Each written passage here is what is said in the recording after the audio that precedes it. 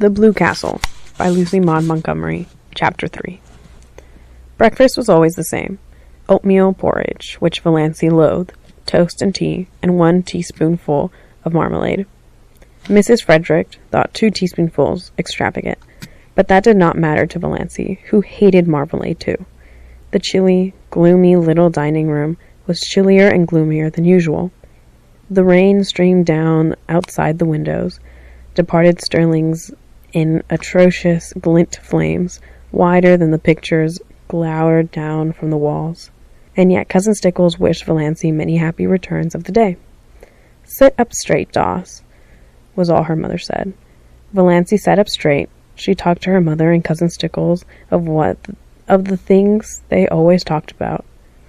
She never wondered what would happen if she tried to talk of something else. She knew. Therefore, she never did it. Miss Frederick was offended with Providence for sending a rainy day when she wanted to go to a picnic. So she ate her breakfast in a sulky silence for which Valancy was rather grateful. But Christine Stickles whined endlessly on as usual, complaining about everything, the weather, the leak in the pantry, the price of oatmeal, and butter. Valancy felt at once she had buttered her toast too lavishly. The epidemic of mumps in Drearwood. Doss will be sure to catch them, she foreboded. Doss must not go where she is likely to catch mumps, said Mrs. Frederick shortly. Valancy had never had mumps, or whooping cough, or chicken pox, or measles, or anything she should have had. Nothing but horrible colds every winter. Doss's winter colds were a sort of tradition in the family. Nothing except could prevent her from catching them. Mrs. Frederick and Cousin Stickles did their heroic best. One winter they kept Valancy housed up from November to May, in the warm sitting room. She was not even allowed to go to church, and Valancy took cold after cold and ended up with bronchitis in June. "None of my family were ever like that," said Mrs. Frederick, implying that she must be a Sterling tendency. "The Sterlings seldom take cold," says Cousin Stickles resentfully. She had been a Sterling.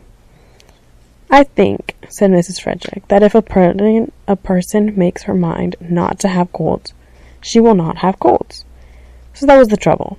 It was all Valancy's own fault. But on this particular morning, Valancy's unbearable grievance was that she was called Doss. She had endured it for 29 years, and all at once she felt she could not endure it any longer. Her full name was Valancy Jane. Valancy Jane was rather terrible, but she liked Valancy, with its odd outland tang. It was always a wonder to Valancy that the Sterlings had allowed her to be so christened.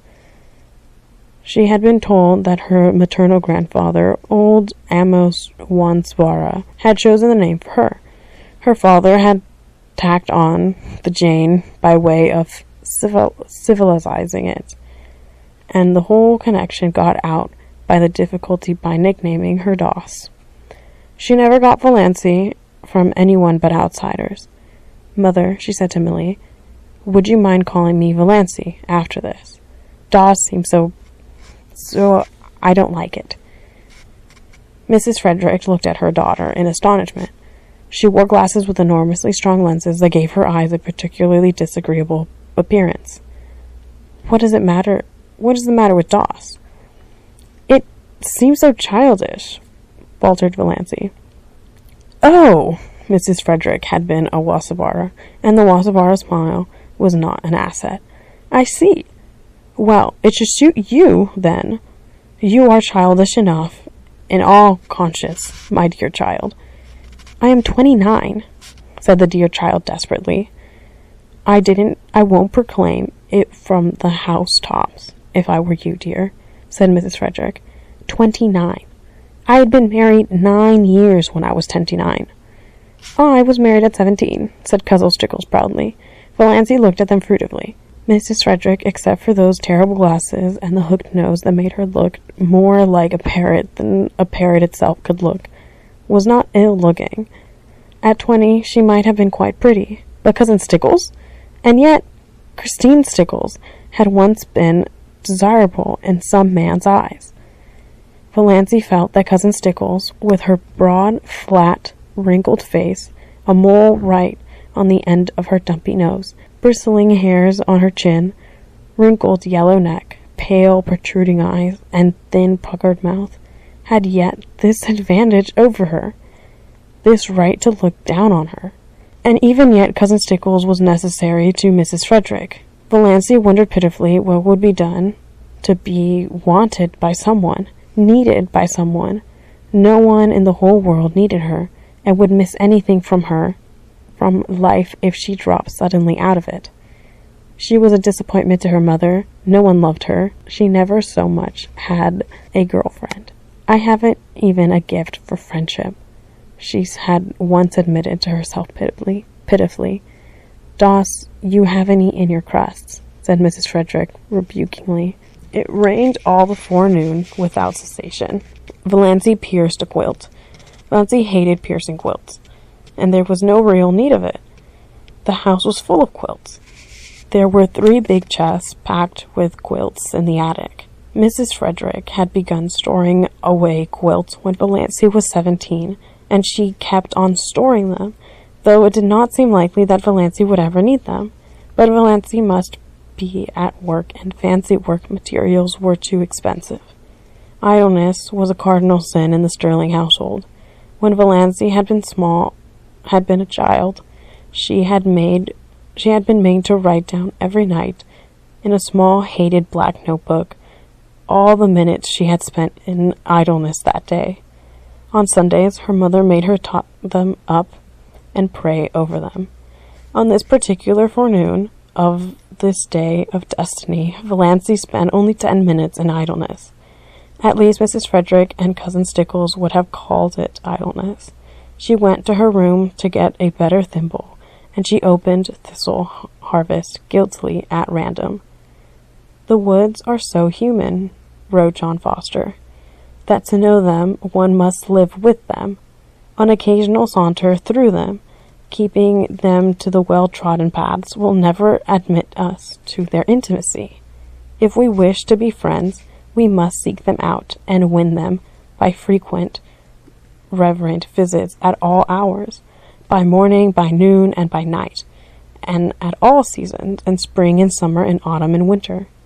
Otherwise, we can never really know them, and any preference we may make to the contrary will never impose on them. They have their own effective way of keeping aliens at a distance and shutting their hearts to the mere casual sightseers. It is of no use to seek the woods from any motive except sheer love of them. They will find us out at once and hide all their sweet old world secrets from us. But if they know we come to them because we love them, they will be very kind to us and give us such treasures of beauty and delight as are not brought or sold in any marketplace. For the woods, when they give it all, give unsistingly and hold nothing back from their true worshippers. We must go to them, and lovingly, humbly, patiently, watchfully, and we shall learn what poignant loveliness lurks in the wild places and the silent intervals, lying under the starshine and the sunset. What cadence of unearthly music are harped on aged pine burrows and crooned in corpses of fear. What delicate savors exhale from mosses and ferns in sunny corners or in damp booklands. What dreams and myths and legends of an older time haunt them. Then the immortal heart of the woods will beat against ours, and its subtle life will steal into our veins and make us its own forever, so that no matter where we go or how widely we wander, we shall yet be drawn back to the forest to find our most enduring kinship. Doss, called her mother from the hall below. What are you doing all by yourself in that room? Valancy dropped Thistle Harvest like a hot coal and fled downstairs to her patches. But she felt the strange exhilaration of spirit that always came momentarily to her when she dipped into one of John Foster's books. Valancy did not know much about woods, except the haunted groves of oak and pine around her blue castle. But she had always secretly hunkered after them, and a Foster book about woods was the next best thing to the woods themselves. At noon it stopped raining, but the sun did not come out until 3. Then Valancy timidly said she thought she would go uptown. "What do you want to go uptown for?" demanded her mother. "I want to get a book from the library." "You got a book from the library only last week." "No, it was 4 weeks." 4 weeks? Nonsense! "Really, it was, Mother. You are mistaken. It cannot possibly have been more than 2 weeks. I dislike contradiction. I do not see what you want to get a book for. Anyhow, you waste too much time reading." "Of what value is my time?" asked Valancy bitterly. "Doss, don't speak in that tone to me." "We need to get some tea," said Cousin Stick. "She might go and get that if she wants a walk, though this damp weather is bad for colds." They argued the matter for 10 minutes longer, and finally Mrs. Frederick agreed rather grudgingly that Valancy might go.